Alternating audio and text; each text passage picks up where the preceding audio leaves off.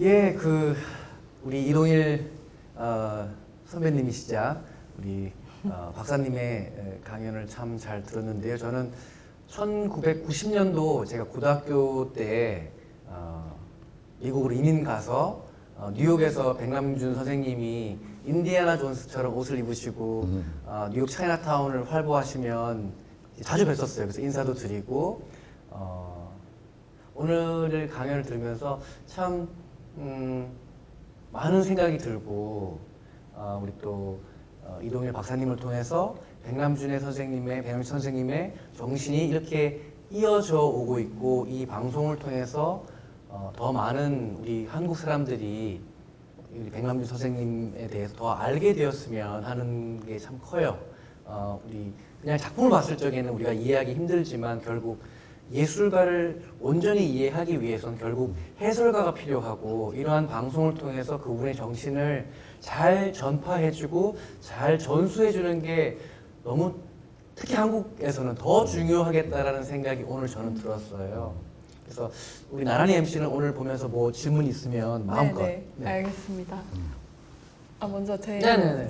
저는 솔직히 일단 나이가 적은 것도 많은 것도 아니지만 이해하기가 조금 힘들었어요. 왜냐하면 좀 생소했고 뭐 백남준 선생님의 그 성함은 좀 예전부터 알지만 어떤 활동을 하셨는지가 좀 지식이 부족했는데 오늘 이렇게 강연을 듣고 나니까 그래도 아직 약간 수박 겉핥기라는 느낌일까요? 아직도 좀 어려운 느낌인데 네, 그래서 그냥 제가 제일 강연 들으면서 이제 많이 기억나는 멘트라고 하는 게 세상을 바꾸는 예술을 하고 싶으시다라는 말을 많이 하셨는데 그런 생각을 이제 그게 무슨 뜻인지 네, 그거부터가 좀 어려운 것 같아요. 저는. 좋은 질문이십니다. 네. 감사합니다.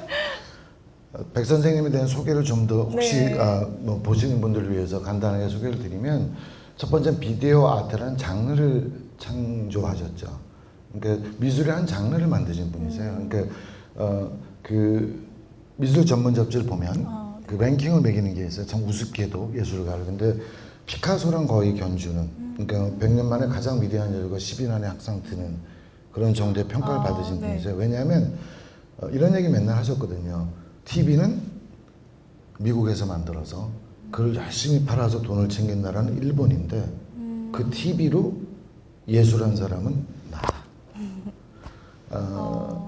우리가 스티브 잡스는 알아요. 그죠? 지금 마크 저커버그도 아는데 백남준을 모르는 친구들이 젊은 친구들 아직 많이 있어서 한번 꼭 보시기 바랍니다. 정말 대단하신 분입니다. 또 인포메이션 슈퍼와이 소위 그 웹 WW 이거를 처음 쓰신 용어도 쓰신 분이시고 그러니까 뭐 굉장히 많은 일화가 있지만 어쨌든 새로운 미술 장르를 만드신 분. 근데 사실은 이분은 본인을 미술가라기보단 음악가라고 그러셨어요. 쉔베르크로 논문을 쓰고 현대음악을 굉장히 좋아하셨던 분. 그러니까 이제 다양한 분야 마지막에 레이저로도 작업을 하셨고 그래서 끝없이 아방가르드셨던 아마 외국에 나가면요 특히 유럽에선 대한민국 하면 백남준입니다. 백남준 얘기를 하면은 굉장히 대우를 받아요. 어디 가서도. 근데 불행히도 많은 분들이 몰라서 아무튼 그런 분이시고 그래서 참 저한테는 고마운 멘토시고 세상을 바꾸는 힘. 군부 독재 살면서 억압의 시대에서 화염병을 던지면서 예술이 인간을 바꿀 수 있다. 체제를 바꿀 수 있다고 믿었었죠. 그게 허구인 걸 입양인 캠프를 하면서 제가 깨달았고요. 아이들하고 연극을 하면서 세상을 바꾸는 것은 아무도 못하는 일이라는 생각을 했어요. 오직 가능한 건 나를 바꾸는 거죠. 그러니까 내가 보는 관점을 바꿔서 저 사람하고 공감을 해서 그 사람이 가치관과 생각이 바뀌는 것. 이게 예술의 역할이라고 생각을 합니다, 지금은. 그래서 제가 예술 치유에 관심을 갖는 게 이제 예술의 기능 중에 아름다움을 주는 것도 있고 보면 감동스럽고 울고 하잖아요. 재미있고. 또 하나는 교육적 기능이 있죠. 뭐 전문 용어로 뭐 다이닥틱 펑션 뭐 이렇게 얘기를 하는데 그런 두 가지 역할 중에서 예술이 정말 우리 사회에 필요한 이유. 지금 보세요. 알파고가 이세돌 구단을 이긴 것이 아마도 99.9%의 인간들을 지배할 것이라는 기사를 봤어요. 그 마지막 남을 0.01% 누구냐? 예술가입니다. 절대로 기계가 따라올 수 없는. 그러니까 다시 얘기하면 인간이 인간에 관한 얘기를 하고 우리가 좀 더 나은 세상을 만들기 위해서 망고나무도 심고 좋은 일을 우리 많이 하잖아요. 이런 노력들이 어디서 오는 걸까? 우리의 선한 마음에서 오는 걸까? 저는 내가 세상을 바꿔서 좀 더 좋은 세상을 만들어야지 하는 선한 마음은 하나님 우리한테 다 주셨다고 생각을 해요. 근데 그 실행하는 방법을 폭력적인 방법이라든지 싸우는 방법을 우리 너무 많이 쓴다는 거죠. 그러니까 내가 나를 바꾸는 노력을 하게 되면 네. 굉장히 쉬워진다고 전 선생님한테 배운 것 같아요. 그래서 선생님은 끝없이 도전하시고 가난하시고 힘든 와중에서도 마지막까지 노자를 읽으셨잖아요. 자기를 닦는 노력을 끊임없이 계속 하셨다는 거죠. 그래서 저는 보다 나은 세상을 만들어 나가는 힘은 바로 아까 제가 마지막에 말씀드린 것처럼 내 안에 있는 네. 용기와 열정을 찾아내는 것, 이게 아닐까 이렇게 생각을 합니다. 예.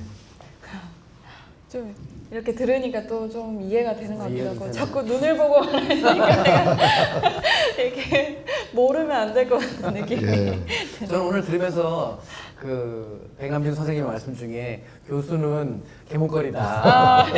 자유를 빼앗긴 속박당한 네. 진정한 예술가가 아니다라는 말씀이 어찌 보면 참 직설적인 표현이시고 어찌 보면 참 맞는 말씀이시기도 하고 네. 그런 가난하지만 처절하게 싸워나가는 예술가로서의 그런 정신을 말씀하신 것 같은데 저는 참 좀 예상과 다르게 네. 좀 되게 돈을 많이 버셔서 네. 그러실 거라고 생각을 했는데 이렇게 또 들으니까 정말 다 투자를 하셨구나. 정말 예술혼을 그러니까 뭔가를 돈을 모아서 내 아이를 낳아서 그 큰아들이던 둘째 아들이던 그렇게 상속을 하고 지금 우리 한국의 사회는 일을 하는 이유가 결국 나만을 위한 게 아니라 초자식을 위한 게 아니라 거의 그 다음 세대까지 그렇죠. 물려줄 것을 네.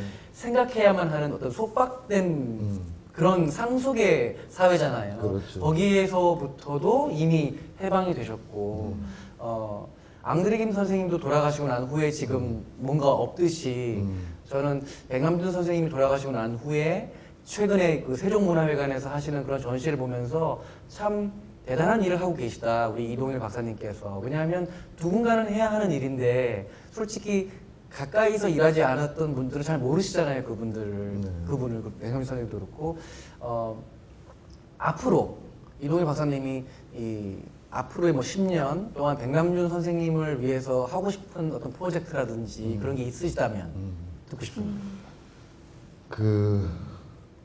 말씀하신 것처럼 제 선생님한테 작품을 의뢰해서 작품을 사거나 이런 분들은 많이 계신데 저는 참 분에 넘치게 좋은 기회를 선생님께 주신 것 같아요. 같이 작업을 했으니까. 같이 작업했다는 어울리지 않죠. 선생님 모시고 그냥 옆에서 배운 건데 그래도 그 과정을 볼 수가 있었잖아요. 그러면서 느낀 것들을 전하고 싶은 거죠. 근데 이거를 사실은 제가 스미스 칼리지 교수하고 하버드에서 펠로우십 받고 나서 다시 스미스 칼리지로 돌아가기로 돼 있었는데 그때 백 선생님한테 제가 이 얘기를 했어요. 선생님, 저 작품 필요 없으니까 선생님 이름 저한테 주십시오. 근데 왜 그러시더라고. 선생님 같은 애들은 5명만 내가 죽기 전에 만들면 성공일 것 같아요. 저는 선생님처럼 브릴리언트하지 못해서 그냥 조금 제가 아는 걸로 선생님 같은 사람 한과서 키우고 싶습니다. 선생님 이름 딴 백남준 스쿨 오브 퍼포밍 아츠 앤 미디어라는 학교를 만들겠다고 흔쾌히 주셨어요. 그러면서 작품도 많이 주셨어요. 사실은 작품은 제가 그냥 소장하고 있는데 그리고 이제 모대하게 제가 그 프로포즈를 던져서 그 학교를 만들어 주겠다고 해서 스카우트에 온 겁니다. 사실은. 근데 이제 그게 잘 안 됐어요. 현실적인 이유가 있어서. 근데 지금도 그 꿈이 똑같은 게 학교는 건물이 아니라고 생각을 하거든요. 그래서 어떤 체제든 백 선생님의 뜻을 이어가는 오늘 같은 자리, 귀한 자리를 계속 이어나갈 수 있는 걸 하겠다는 게 제 꿈이고 그 아까 이제 교수 얘기 잠깐 하셨는데 선생님이 그렇게 얘기하신 건 좀 극단적으로 얘기하신 거죠. 자식 때문에 일한다. 자식 때문에 가해비 때문에 우리는 너무 힘들어요, 삶이. 자, 이거 봅시다. 네, 공감하시죠? 네, 나도 지금 아이를 둘을 키우고 있는데 맨 처음에는 참 용기가 필요하더라고요, 그것도. 그러니까 우리 특히 딸아이가 학교를 그만두겠다 그랬을 때 난 그림을 그리고 싶은데 학교에서 그림을 안 가르친다. 아세요, 여러분? 음악하고 미술 안 가르쳐요, 학교에서 이제. 선택 과목이고요. 너무도 불행한 나라에 살고 있는 겁니다. 이 아이는 앉으면 10시간씩 그림을 그렸어요. 중학교 때. 또 똑같이 그려야 되잖아요. 정답이 있죠. 그렇죠. 얘는 다르게 그리거든요. 그러니까 도저히 자기는 못 다니겠다는 건데 그거를 내가 그만두라고 얘기하는 게 너무 힘들었는데 했어요. 용기 있게. 학교 그만두게 했고 그리고 얘는 지금 미국 가서 엄청나게 어려운 과정을 겪으면서 조금씩 적응하면서 자기 세계를 꾸려나가고 있는데 얘는 보면 내 생각에 돈을 잘 벌 것 같지가 않아요. 그렇죠? 그러니까 시집 보내려면 돈이 좀 있어야 될 것 같잖아. 부모니까 하는 거죠. 네, 야, 뭐 여기서는 그런 거 왜 상속을 해줍니까? 자식한테 물려줍니까? 부모 마음 똑같아 이해하는데 제가 지금 얘한테 딱 한 달에 300만 원, 300불만 보내요. 용돈. 30만 원이네요. 30만 원. 나머지 네가 다 아들은 뭐 100% 걔가 중학교 때부터 그렇게 벌었었고 가슴 찢어지죠. 그 추워서 난방도 안 되는 데서 밑에 창고에서 자는데 얼마 전에 이불 하나 붙여줬는데 가슴 찢어져요. 근데 이거 아니면 안 된다는 생각을 저는 합니다. 왜냐하면 지금처럼 온실에서 키운 가외로 키운 아이들이 결국은 어떻게 됩니까? 우울증에 걸려요. 용기가 없어요. 실패를 너무 두려워해서 실패할 수가 없어요. 그 제 연구실에 찾아와서 우는 아이들 제가 많이 컨설팅 해줬거든요. 학교 그만둬라. 여행 떠나라. 네가 진짜 원하는 게 뭐니? 하다 보니까 가족의 문제더라는 거죠. 입시 제도를 바꿔야 된다. 안 바꿔줘요, 나라에서. 우리가 바꿀 수 있겠습니까? 그러면 가족이 바뀌어야 되잖아요. 부모가 바뀌어야 되는 거야, 우리가. 근데 그게 힘들어요. 옆에 집에서 가해 보내고 얘 서울대 가야 되는데 안다고요. 힘든 거 아는데 안 하면 애가 죽어요. 가격하게 얘기해서 죽습니다. 서울대 나오고 무슨 삼성 들어갔다고 칩시다. 청소년기가 없는데 마음의 아름다움과 감동과 배려심과 내가 그게 참 힘든 거거든요. 우리 켄트킴은 그런 교육 체제 하에서 안 자랐기 때문에 지금 이렇게 자유분방하게 누드 그렇기도 하고 막 멋진 삶을 사는데 답답하죠, 그죠? 그런 거 보면. 그래서 제가 이제 뭐 정말 한마디 드리고 싶은 말씀, 저 똑같이 자식 키우는 부모 입장에서 정말 자유롭고 용기 있게 부모님이 결단하셔야 됩니다.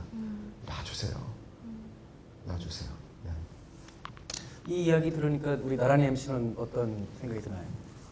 저도 되게 많은 생각이 드는데 저는 일단 부모님이 아닌 자식의 입장이잖아요. 그래서 그 공감 갔던 게 이제 저는 이런 뭐 자유로운 삶을 원하는데 항상 그 주위의 시선들과 또 부모님 이런 게 좀 신경 쓰이기 때문에 어쩔 수 없이 이렇게 포기해야 될 것들이 많았었거든요. 근데 역시 이런 말씀을 해주시니까 좀 더 용기가 생기는 거예요. 아, 그래, 내가 이때까지 생각했던 게 맞았어.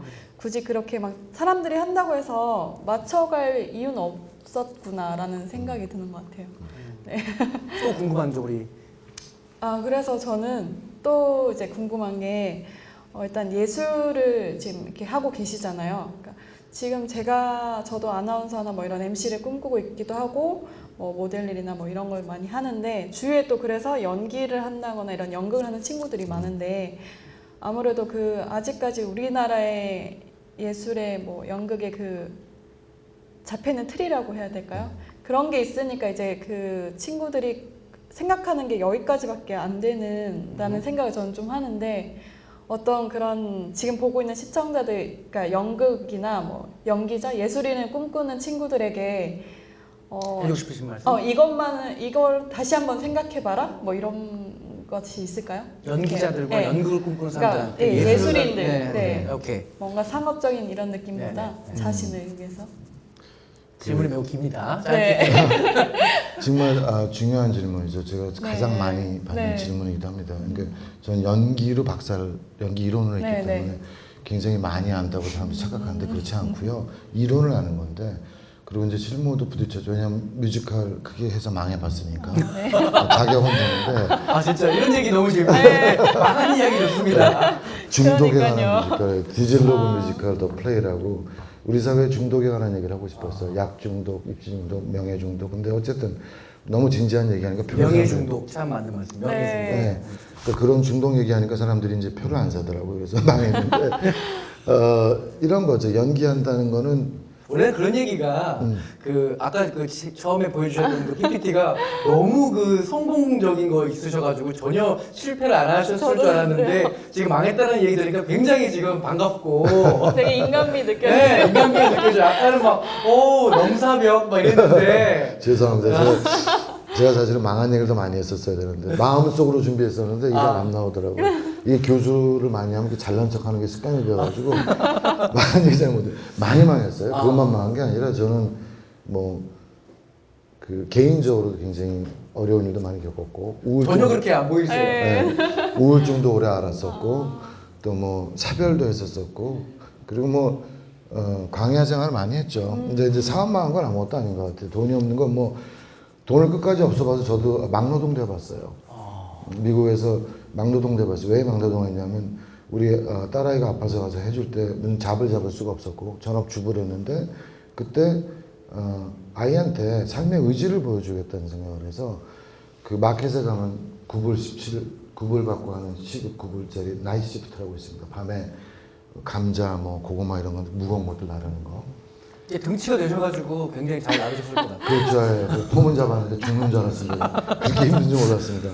근데 그런 것도 해보고 뭐 식당에서 또 웨이터도 해보고 했어요. 그러니까 뉴욕타임즈 기자가 쓴 그 책이 있었어요. 이런 얘기 너무 반갑습니다. 왜냐하면 시청자분들께서 네. 뭐 하버드 나오셨고 그러셨는데 그 정말 막노동도 하셨고 뭐 여러 가지 이런 망하기도 많이 하셨고 아이, 뭐 이런 이야기가 부끄러운 네. 얘기죠. 예. 전에 목사님 나오신 거 제가 봤는데 저는 그분에 비하면 저는 정말 부끄러운 얘기인데 그나마 조금 흉내를 내본 게 이제 그런 고통을 실험해보는.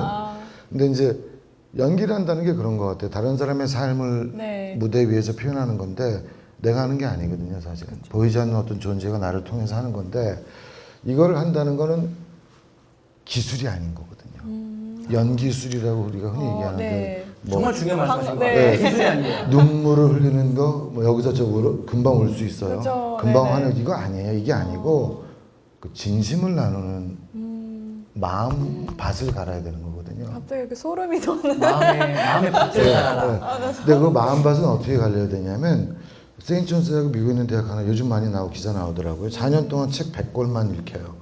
고전 100권. 네.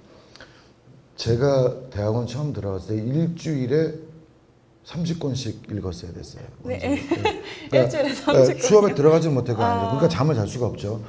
그렇게 미친 듯이 독서를 해야 되는 이유는 많은 선험적인 철학, 경제학, 문학, 신학, 미학을 알아야 돼요 일단.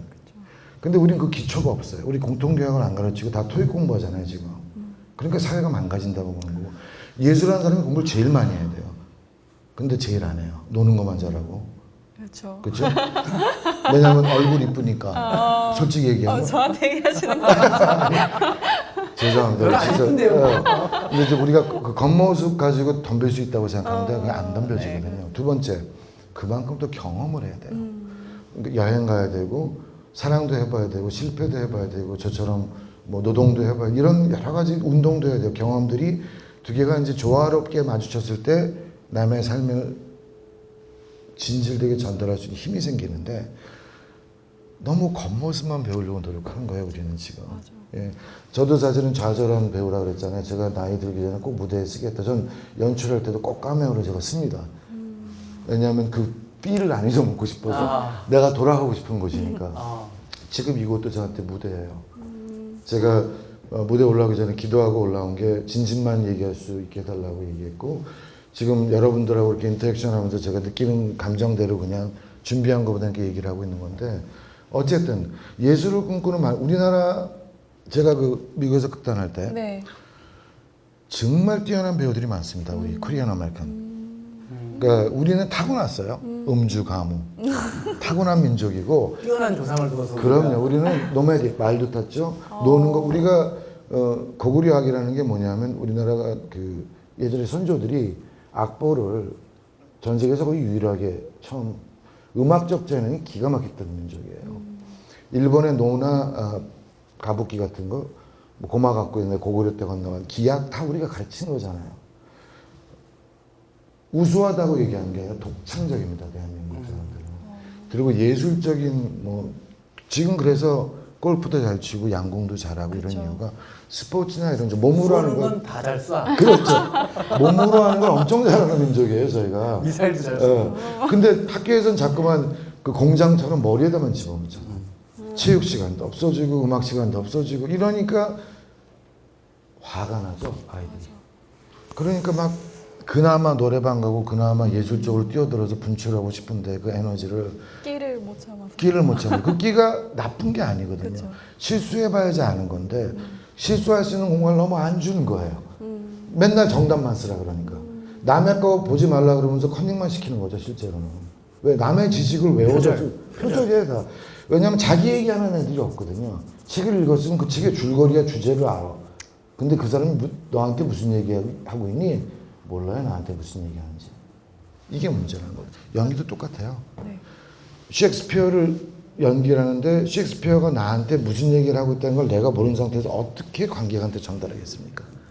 내가 로봇이 아닌데. 네. 그래서 예술이라는 건 그런 광야를 거쳐야 되는데 우리가 그 광야를 거치는 과정이 너무 소홀하지 않은가 그런 생각을 합니다. 제가 지금 하고 있는 작업이 그래서 백 선생님이 계속 앞서 나가셨잖아요. 마지막에 레이저까지 쓰셨거든요. 야곱의 사다리 구경하면서 만드셨는데 제가 지금 드론하고 로봇에 집중하는 게 똑같은 거예요.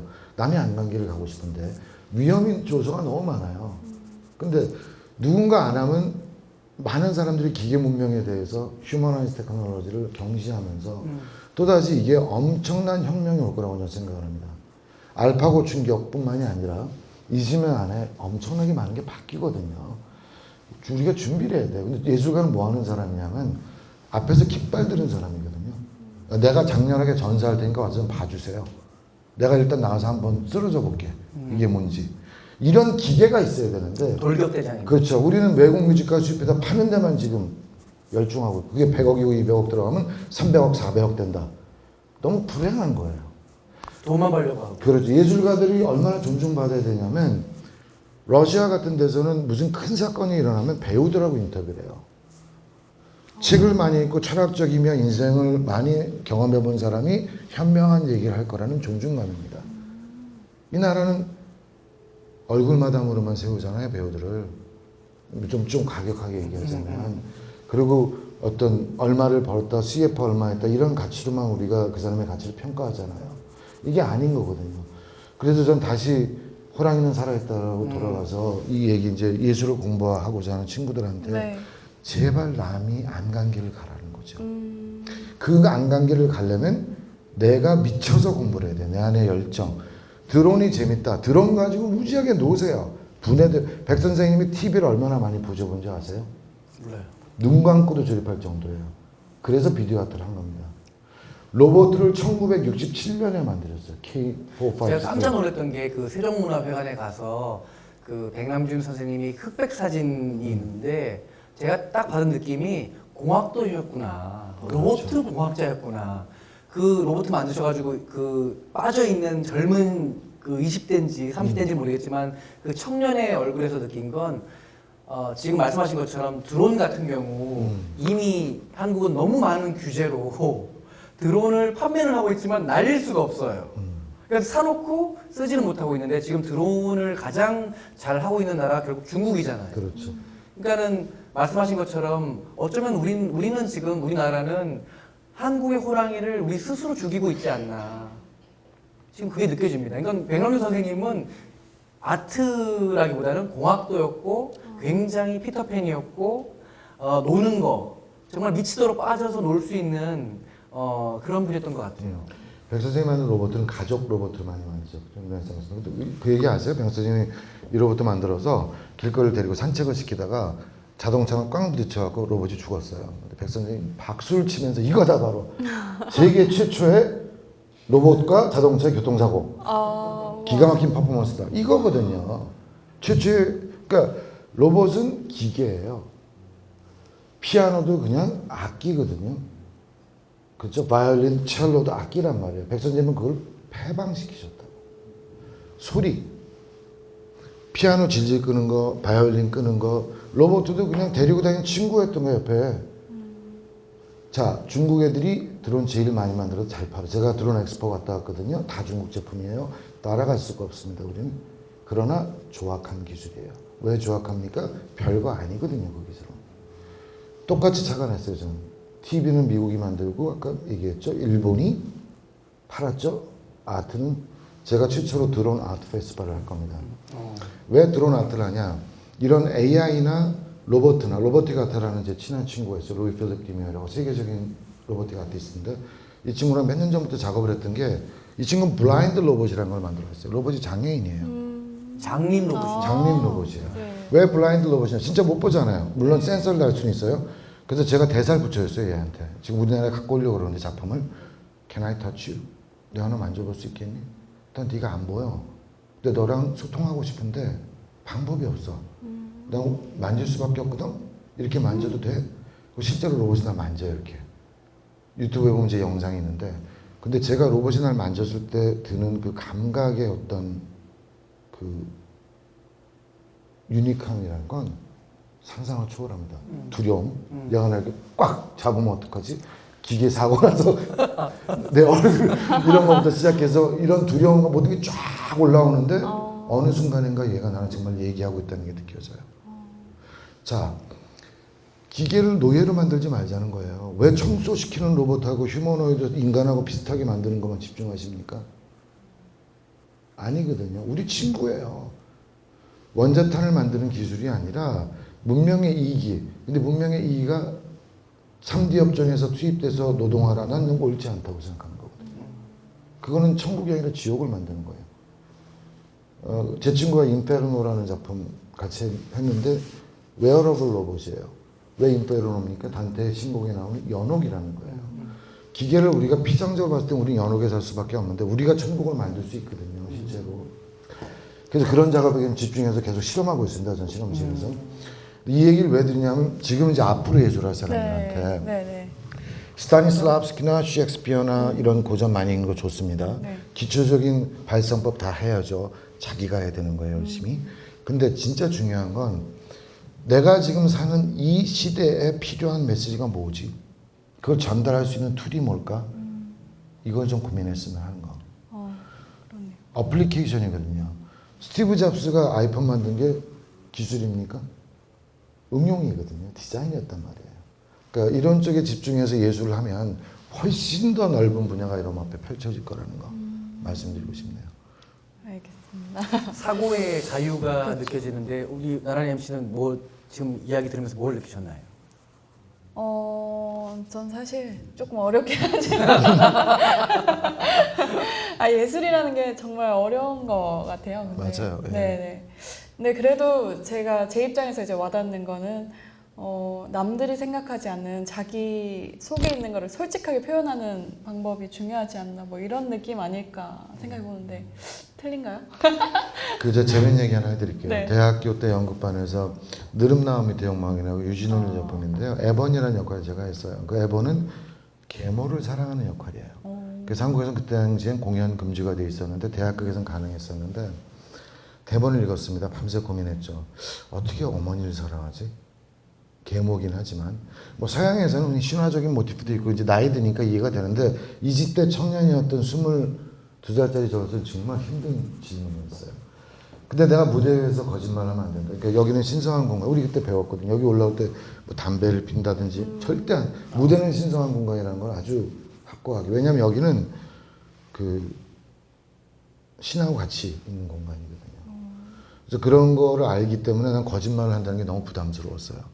그래서 고민하다가 같이 이제 파트너인데 계모 역할을 한 친구한테 그런 느낌이 와. 진짜로 당신이 나를 사랑할까? 계모로서 사랑을 느낄 수가 있어. 유진용이 얘기한 것처럼. 나는 그게 안 된다. 어떻게 하면 좋니? 그래서 막 둘이서 굉장히 고민을 했어요. 뭐 이게 이제 기술이 아닌 거죠. 리허설이 아닌 거예요. 내가 그 마음이 우러나서 키스씬이 있는데 물론 한편에 흑심도 있었죠. 첫 키스씬이 너무 설레는 것도 있었는데 그 정말 키스를 하고 싶었어요. 마음에서 우러나. 안 되는 거예요, 이게.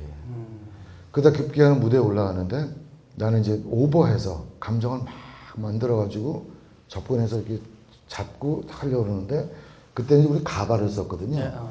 그 여자 배역을 맡는 친구가 갑자기 저의 머리를 탁 잡더니 가발을 탁 잡고 못 오게 하는 거예요. 그때 절망했어요. 이게 굉장히 우스운 얘기인데 아 이게 진실을 무대에서 얘기하는 게 이렇게 힘든 거구나. 그러고 저 적었습니다. 그러니까 배우를 내가 못하겠다. 일단 그 당시에는 나이 한 40 될 때까지만 기다리자. 내가 인생에 경험이 좀 쌓이면 다시 무대에 설 수 있겠지. 이런 유치한 생각을 하고 지금도 무대에 못 서고 있는데 그게 무슨 연관? 굉장히 어렸을 때 느꼈던 유치한 생각인데 지금도 저는 마음속에 그게 아주 강렬하게 남아있는 게 무대에서뿐만 아니라 삶에서 진실을 얘기하고 산다는 게 뭘까? 어렵죠. 그쵸? 어려운 것 같아요. 제가 지금 분장하고 무대에서 네. 카메라가 있는 상태에서 얘기를 하고 있잖아요. 네. 아까 백 선생님 얘기하고 싶은 게 너무 많았어. 근데 못해요. 왜냐하면 이거는 공개되는 영상이니까. 자, 그건 그 정도 마스크는 괜찮아요. 근데 실제로 내가 교수였고 뭐였고 잘난 척 무지하게 했잖아요. 그런 사회적 정체성을 가진 상태에서 사람들하고 만날 때 불편함이라는 건 이루 말할 수가 없어요. 근데 우리가 대부분의 만남을 이렇게 하고 있다는 거거든. 우리 캠프도 여러 번 강조하잖아요. 여러분 인사하세요. 같이 뭐 나누세요. 소통이라는 게 늘 명함을 주고받거나 이 사람이 교수였대, 이 사람이 예술가래, 이 사람이 뭐 하는 사람이래 파악하고 가는 그런 사회적 소통 필요는 해요, 인생에서. 근데 외로운 거예요, 그래서. 그럼 기계하고 소통도 똑같이 이렇게 된다고 한번 생각해 보세요. 상상해 보세요. 얼마나 삭막합니까? 그래서 예술의 역할이 너무 중요하다고 저는 생각해요. 네. 그런 것 같아요. 어쩌면 우리 이동일 박사님이 오늘 해주신 말씀이 연극 배우로서는 뭐 지난번 출연하셨던 우리 이순재 선생님도 잘 아시잖아요. 네. 이순재 선생님 같은 경우는 이제 대한민국 최고의 국민 배우이시기도 하지만 우리 이순재 선생님만큼 뜨시지는 못하셨지만 우리 이동일 박사님이 연극 배우로서는 크게 성공은 하지 못하셨다 할지라도 어쩌면 인생이란 연극에서 가장 아방가르드했던 대한민국 역사상 어쩌면 최고의 피카소와 견주어지는 백남준 선생님과의 만남 그리고 여러 가지 프로젝트들 그리고 처음에는 연극의 박사로 시작을 하셨지만 입양된 우리 한국의 아이들을 만나면서 뭐가 마음인지 뭐가 진실인지 이거를 느끼시면서 하셨던 여러 가지 지금 작업들 그리고 본인의 딸한테 또 실천되어지는 과감히 학교를 그만둬라 라는 실천이 많은 한국의 부모님들한테는 굉장히 어쩌면 용기를 넘어선 말도 안 되는 행위일 수도 있겠지만 제가 오늘 지금 바라보는 거는 이동일 박사님의 삶 자체가 이미 예술로 점철되어 있다. 그리고 들어오는 지금 가장 뜨거운 화두 중에 하나고 백남준 선생님의 혼이 지금 살아 숨쉬고 있고 앞으로 10년, 20년 이동일 박사님의 발걸음들이 굉장히 궁금하고 저도 많이 참여하고 싶고 함께 하고 싶고 왜냐하면 이런 분들이 되게 저는 드물다고 생각을 합니다. 어쩌면 굉장히 파격적인 발언을 오늘 많이 하셨고 백남준 선생님의 이야기도 많이 알게 됐지만 참으로 대한민국 사회는 겉으로는 정말 명예중독 말씀하신 것처럼 우리는 매일매일 거짓, 명함 그리고 사회적인 직책 그런 것 뒤에서 되게 고독하고 정말 슬프게 살아가는지도 모르겠어요. 하지만 오늘 우리 이동일 박사님의 말씀을 통해서 맞닥뜨리게 되는 거는 진심, 마음 그게 결국 모든 것을 이겨낸다. 그리고 그 핵심은 결국 예술밖에 없다. 라는 게 메시지인 것 같습니다. 너무 좋은 게 잘해주고 감동스럽네요. 한 가지만 제가 더 얘기해도 돼요. 성공이라는 예술 얘기를 했는데 이제 성공을 우리가 지금 얘기하신 대로 상대적인 걸 얘기하잖아요. 하버드 나왔다. 인정해주죠. 그죠? 나도 스미스 칼리지 교수했어. 인정해줘요. 나쁘지 않아요. 왜냐면 열심히 우리 노력해서 한 거잖아요. 근데 이게 족쇄였다는 걸 알게 되는 순간. 그러니까 이 사람들이 나를 스미스 칼리지에서 교수했던 이동일로 기억을 한다는 거. 하버드 나온 켄트 킴으로 기억한다는 게 족쇄인다는 걸 아는 순간 인간 이동일과 인간 켄트를 어떻게 만날까? 이게 화두인 것 같아요. 근데 그 방법에 이제 예술이 들어가는 거죠. 왜냐하면 예술은 경계가 없습니다. 어린아이나 어린이나 배운 사람이나 안 배운 사람 마음으로 얘기하는 거거든요. 음악 하나가 시 한 줄이 우리를 위로해 주지 않습니까? 정말 아름다운 작업이에요, 예술은. 근데 이 순수 예술이 사라져가고 있어요. 그러나 순수 예술은 갤러리에 걸린 멋진 그림이 아닙니다. 지금 이 순간이 예술이거든요. 그냥 이 순간에 우리는 수많은 사람들의 영혼이 여기 있고 같이 얘기하고 마음을 나누고 있잖아요. 이런 무대를 마련해 주셔서 너무 감사하고 그래서 성공이라는 게 저는 아까 제가 열심히 잘하는 거 너무 부끄러운데 그거 아무것도 아니고요. 전 정말 지금 제 가장 큰 성공의 잣대 하고 싶은 건 뭐냐면 두 아이의 좋은 아버지. 저희 어머님이 아프세요. 사경을 헤매시다가 기적적으로 살아나셔서 지금도 힘드신 상태에서 제가 그래서 미국에다 그냥 모든 걸 포기하고 직장도 다 포기하고 왔는데 어머님의 강한 항생제를 드시니까 변을 못 보세요. 그 변이 굳습니다. 사흘 정도 되면 까맣게 붙어서 아무리 관장약을 넣어도 안 나와요. 그럼 의사나 간호사가 그거를 빼내기 굉장히 힘들어 하더라고요. 왜냐하면 상처나 그러면 어려우니까. 근데 이제 제가 어머니랑 병원에 같이 있고 하면서 제가 그걸 몇 번 해봤어요. 제가 아이의 탯줄을 잘랐을 때 처음 우리 첫 아이의 느낌. 그러니까 생명이라는 건 우주랑 연결되어 있다는 걸 배운 순간. 두 번째로 저한테는 가장 강렬한 순간이었습니다. 어머님의 변을 뽑아내면 이렇게 긁어서 뽑아내는 수준의 이걸 하면서 죽음이란 게 뭔가를 성찰하게 되더라고요. 그래 지금 마음은 그거예요. 그러니까 지금 살아있는 이 순간이 가장 아름다운 순간이라고 흔히 얘기하죠. Present is present. 그리고 지금 이 자리가 꽃자리다. 이게 마음에 와 닿았고요. 그 다음에 어머님이 돌아가시기 전에 내가 엄마 어느 순간이 제일 좋았어? 엄마랑 나랑? 이런 얘기 할 수 있고 엄마가 제일 슬펐을 때 언제였어? 나랑 기억나고 이런 얘기를 나눌 수 있는 순간들. 그래서 내가 세계적인 백남준 같은 비디오 아티스트가 되겠다 전혀 그 꿈은 접은 지가 오래됐고요. 그냥 정말 좋은 가족의 일원이 되고 싶다.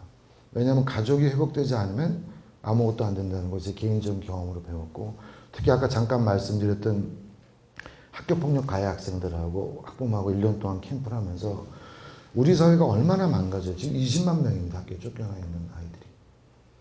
이 상황에서 이 청소년, 왜냐면 청소년 애들은 변하거든요.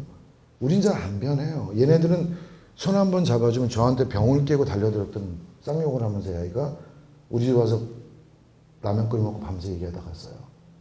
선생님 미안해 그러면서. 그 고통을 어떻게 우리가 세상을 변화시킨다는 게 마음을 변화시키는 거잖아요. 저는 희망의 망고나무 우리가 선한 마음을 가지고 하는 것들이 다 청소년들한테 집중됐으면 하는 마음. 왜냐하면 땅끝의 아이들처럼 내 아이가 소중한 만큼 남의 아이가 소중하다는 걸 공감할 수 있는 문화. 그래서 내가 거기에 조그만 미래가 될 수 있으면 좋겠다는 게 제 소망입니다. 그게 제가 바라는 성공이라는 말씀을 드리고 싶었습니다. 오늘 이 마무리 멘트는 우리 나란히 MC가 해주시죠. 제가요? 네. 일단 저는 오늘 강연을 듣고 여러 가지 생각을 많이 했는데 진짜 마지막으로 든 생각은 제가 이제 평소에 많은 지인들을 만나면 이제 어른들, 그러니까 저는 아직 제가 나이가 많이 어리잖아요. 다른 인생을 많이 사신 분에 비해서. 근데 항상 듣는 질문이 꿈이 뭐냐라는 말을 많이 듣는데요. 그 말에서 제가 엄청 고민을 해요. 도대체 어떻게 말해야 되지? 근데 반대로 제가 저보다 이제 어리거나 저보다 뭐 그런 사람들한테 꿈이 뭐냐고 물었을 때 제가 제일 싫어하는 대답이 직업으로 얘기하는 걸 싫어요. 뭐 승무원이다, 아나운서요.